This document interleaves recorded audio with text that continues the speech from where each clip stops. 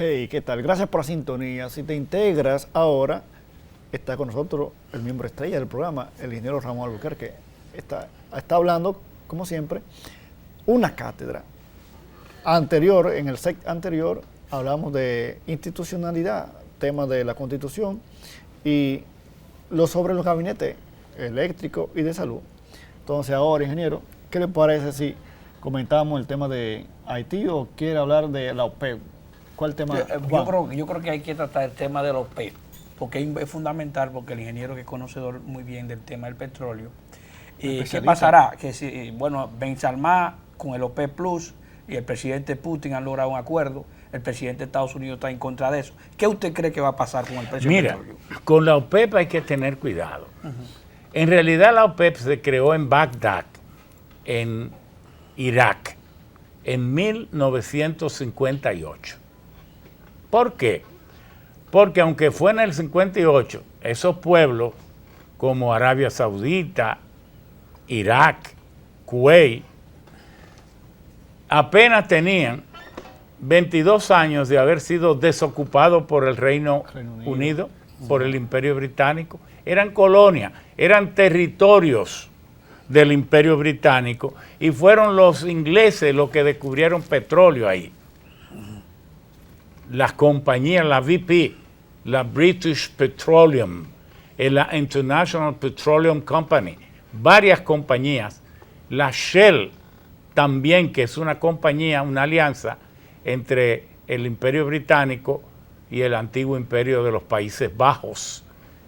Todo esto, ellos empezaron a reclamar independencia y bueno, le fueron concediendo la independencia. Desde luego, esos países árabes no cristianos, antagónicos al cristianismo, bueno, no tenían razones para que la reina de la corona de Gran Bretaña siguiera siendo la jefa de Estado, porque como pasa en otros países, como pasa en Canadá, que la jefa de Estado es la reina, pero es porque la reina al mismo tiempo es la jefa de la iglesia anglicana. Entonces ella es la papa. El papa de la iglesia anglicana es la reina de Inglaterra, que acaba de morir y que ahora va a ser el príncipe Andrés, que va a ser el papa de la iglesia anglicana, que no es una iglesita como usted pudiera pensar, ¿eh? Es una iglesia cristiana, pero tiene más de 600 millones de seguidores, porque parte de la India también es anglicana. Australia, Nueva Zelanda. El mismo Canadá hay anglicano. Pero claro, pero en cantidad. Entonces, ¿qué significa todo esto? Que estos países, esta OPEP, nació porque las megacorporaciones vivían abusando del pago de regalías que le hacían a los países dueños de esos subsuelos y le pagaban. Es más, en 1957 las regalías que pagaban eran de 8 centavos por cada barril de petróleo, 8 centavos de dólares, y lo bajaron a 5. Entonces consultaron con Venezuela en tiempos del ministro Ramírez y tantos otros, y entonces se reunieron en Bagdad y crearon la OPEP.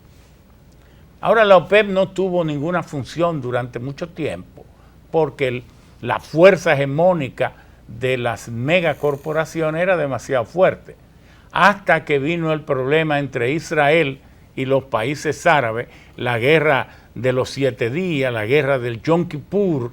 Entonces allí los países árabes, que ya se sabían controladores del 34% del petróleo, que excluyendo a Venezuela y algunos otros miembros, pero casi todos son árabes, Nigeria y otros más, pero Nigeria también es musulmana. Argelia también. Argelia también es musulmana.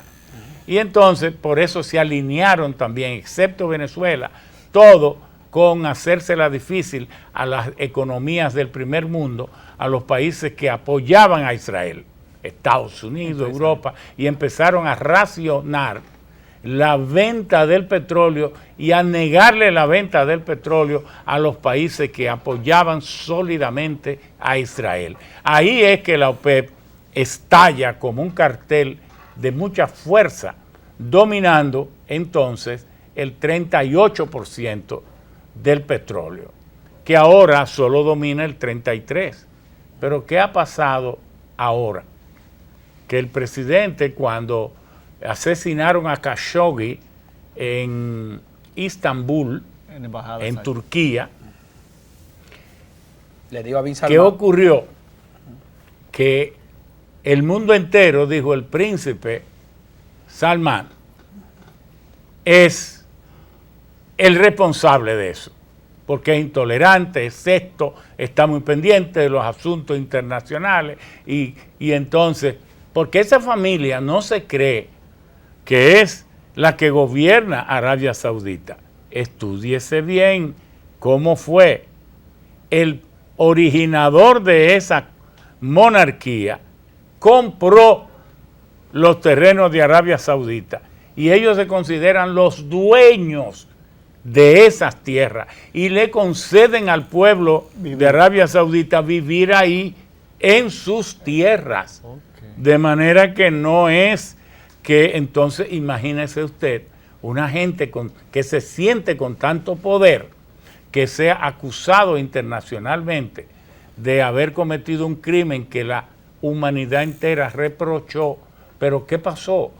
Que el que hoy es presidente de Estados Unidos, Joe Biden, era candidato y extremó las notas tal vez, o tal vez hizo lo correcto, y dijo: a ese Salman lo voy a declarar un paria internacional. ¿Y qué pasa? Que el muchacho terminó de ser consagrado por su padre, por Abdulaziz. Abdulaziz, como el heredero al trono, ya es el rey prácticamente, el otro es el rey emérito, y entonces él, siendo rey, no ve bien a Biden, que lo juró declararlo paria internacional. Se ha asociado con Rusia. Entonces ahora cuando va Biden a visitarlo, lo trató a cuerpo de presidente, no de rey porque no es rey, pero a cuerpo de presidente, pero se las cobró y le dijo que no podían reducir, aumentar la producción, pero que iba a ver lo que hacía y lo dejó ir.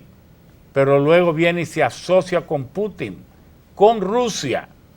Y esa asociación no es simplemente porque Rusia produce el 10% y ahora Arabia Saudita le ha tocado la presidencia pro tempore de la OPEP, porque ahora la OPEP Plus, que significa todos los miembros titulares de la OPEP, más los observadores que quieran compartir sus políticas, ahora la OPEP, que controla sin el Plus 33% de la producción de petróleo del mundo, ahora con el ruso, que es un 10 y que puede aumentar hasta un 12, entonces estamos hablando que controla el 43%. Sí. Y le han dado un golpe de bolsón, como se dice en gallo, al presidente Biden. Porque van a reducir. Y a Estados Unidos van a reducir la producción a partir de noviembre en 2 millones de barriles, cuando el mundo lo que está produciendo son 100 millones, 98, 100 millones, y un déficit de 2 millones va a disparar los precios. Pero de seguro, ¿por qué lo hace? Para ponérsela más difícil a los demócratas, para que pierdan las elecciones de medio término y avance más Trump, que fue su amigo, el que se negó a castigarlo, ni siquiera a criticarlo, y dijo: ¿y cómo yo voy a criticar a Arabia Saudita, que me representa una compra potencial de armas de 120 mil millones? Dijo que no. Entonces ahora Biden está amenazando con no venderle armas. Pero fíjense cómo van las cosas. Ahora, ¿qué representa eso para la economía mundial? Eso va a representar más recesión, más ralentización de las porque economías. Si se reduce la oferta, aumentan los precios. Aumentan los precios. Claro. Entonces los precios que iban bajando, ahora con este anuncio, Exacto. y no se ha disparado, porque hay muchos contratos de futuro Sí. que ya están amarrados Correcto. a precios relativamente bajos, pero del 15 de noviembre, finales de noviembre, usted verá una alza en el petróleo, ojalá que no ocurriera. Ingeniero, República Dominicana que no produce petróleo, que compra el combustible, ¿cuáles son las recomendaciones que usted le va a hacer a las autoridades en cuanto a este tema? ¿Qué hay que hacer? Mira, ese tema es muy delicado. Ahora mismo el país se está nutriendo de derivados de petróleo porque República Dominicana nunca ha comprado crudos. Cuando usted oye hablar que el Brent, que el West Texas Intermediate, que es el intermediario tejano, que es el tipo de petróleo que sirve de referencia de precio, cada país tiene sus variedades. Por ejemplo, en México usted tiene el Istmo, tiene el bachaquero, tiene varios, el bachaquero es venezolano. Entonces, usted tiene el Falconi, usted tiene el Zulia, él tiene el Maracaibo, él tiene muchas variedades, el de la Franja del Orinoco, en fin. Y en Arabia Saudita tienen otros, y allá en Europa tienen otro tipo que es el Brent, que es el Brent. Bien, entonces, República Dominicana lo que compra para ser procesado en la refinería, desde que se hizo la refinería, eso no es que cambió, no. La refinería inició en 1972 y desde entonces, se diseñó para nunca usar crudo, sino para usar un producto que se llama petróleo reconstituido, que es un petróleo ligero al que se le agregan algunos otros componentes y ese es el que compra la refinería. Pero ya la refinería apenas puede procesar el 17% del consumo nacional. ¿Por qué? Porque el mercado de la refinería ha bajado a un 31, 32% o 30% del mercado nacional. Y usted diría, bueno, pues puede producir esa cantidad de derivados. No, porque entonces los productos que produce la refinería no pueden salir de la refinería con la calidad que las normas internacionales ahora establecen y las normas nacionales. Entonces la refinería se ve en la obligación de reducir su capacidad a la mitad para importar entonces otra mitad de alta calidad y entonces degradarla, mezclándola para producir un producto que pueda ser aceptable en el país. Es una lástima lo que está ocurriendo con la refinería. Yo voy a repetir eso. La refinería solo pudiera vender hasta un 30, un 32% de la cantidad de productos que se consumen en el país, que es como 160 o 170 mil barriles, tengo entendido, por día. Pero no puede, porque los productos que produce, la tecnología que tiene instalada, no le permite producirlo con la calidad que exigen las normas, tanto nacionales como internacionales. Entonces lo que hace es reducir su producción a la mitad, importar la otra mitad de alta calidad, para entonces mezclarla y poder lograr que le acepten su producto. De manera que los importadores independientes fuera de la refinería, que ya son 106 y que nos lo deben a nosotros. Son las diferentes marcas que distribuyen. Las diferentes marcas, y nos lo deben a nosotros, a quien está hablando. ¿Por qué? Porque en el año 2000, cuando hicimos la ley de hidrocarburos, que la hicimos nosotros, solo en nuestra casa, pensé, ahora mismo solo pueden importar productos la refinería y las 4 marcas de gasolina que habían aquí.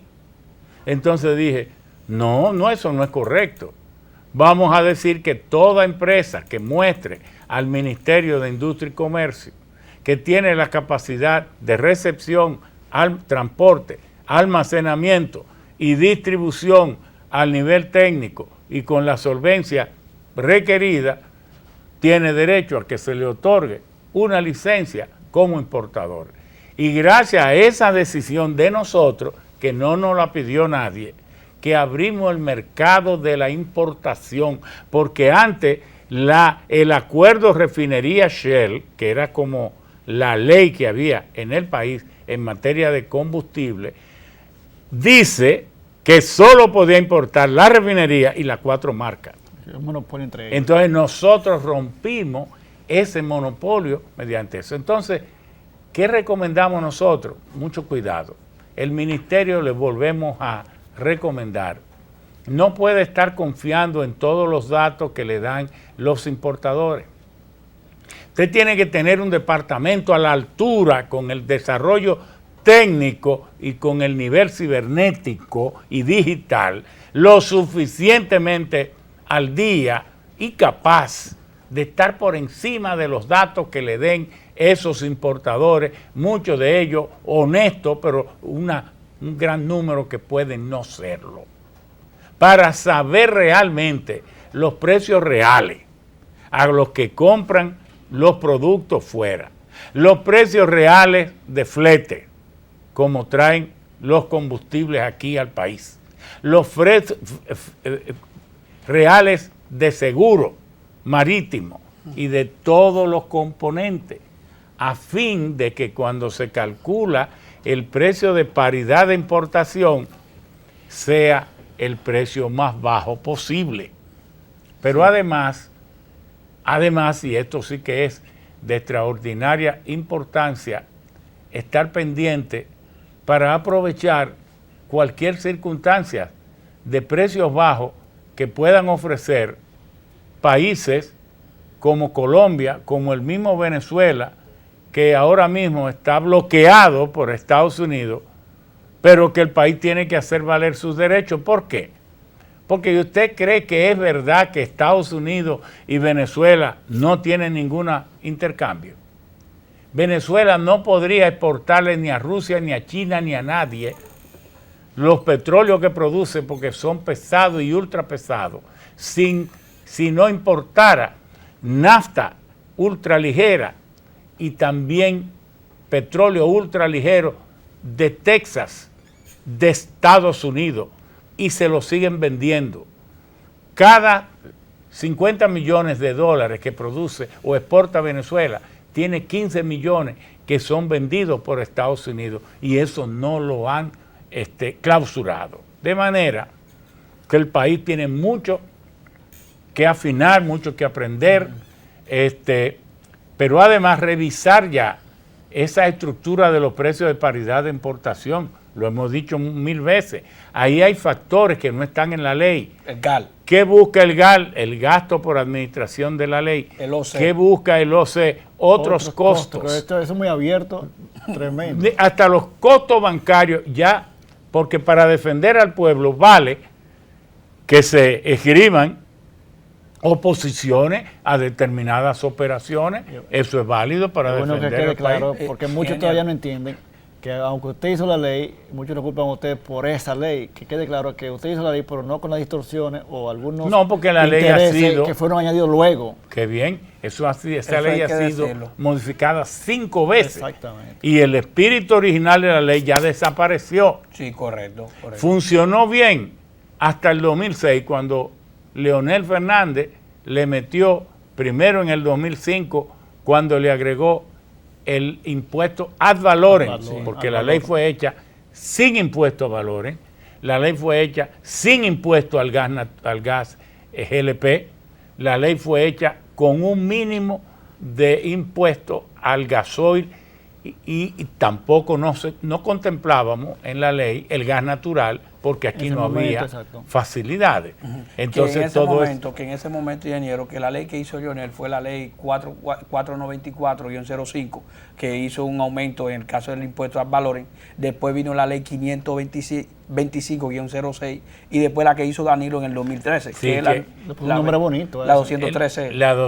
Exacto, la 213 del 2013. Correcto, la 53. Que entonces le tiene un nombre de que ley para la estabilización y sostenibilidad fiscal de la República, un nombre larguísimo, un 20% un aumento. pero fue para entonces aumentar los precios del petróleo sobre la base que siguen hoy en día. Sí. Entonces, ¿qué es lo que se está contemplando? Perdón. Y que por eso tenemos combustibles caros también. Muy bien, porque el impuesto resulta ahora, y esto vamos a decirlo para cerrar e irnos a la pausa, resulta que el Banco Central nunca ha querido revisar la acumulación de inflación que tiene en el IPC. Es decir, la ley contempló 18 pesos para la gasolina premium, 15 para la gasolina regular, 8 pesos para el gasoil premium y 5 para el regular. Esos eran los impuestos en el 2000, pero que se irían actualizando conforme al IPC cada año. Pero ha habido muchos años en que el Banco Central dice que ha habido inflación negativa, que ha caído. Sí. La inflación, en otro ha subido. Entonces, lo correcto es que ya eso, porque los precios seguirán aumentando, el impuesto seguirá aumentando, per secula seculorum, y eso no conviene a la economía, porque el gobierno tiene otras fuentes de ingresos, y por eso sus ingresos han ido aumentando, que pudiera perfectamente ahora ajustar los precios de los combustibles a un nivel más bajo para que se dinamice más la economía. Las 3 últimas semanas ha bajado el petróleo. Usted recomendó un tuit que deberían bajar 80, pero usted acepta que sean 50. 50 pesos. Sí, porque el petróleo había bajado un 23%. Sí, si usted aplica un 23% a 293, que es el precio de la gasolina premium, correspondía entonces a una reducción de 77, casi 80 pesos. Y nosotros dijimos, no, la gente se conformaría con que le bajaran 50. Semanalmente yo voy subiendo la gráfica de los precios del petróleo en mi tweet. Ajá, tú sigues. Sí. Vamos a ir a una pausa y volvemos en breve.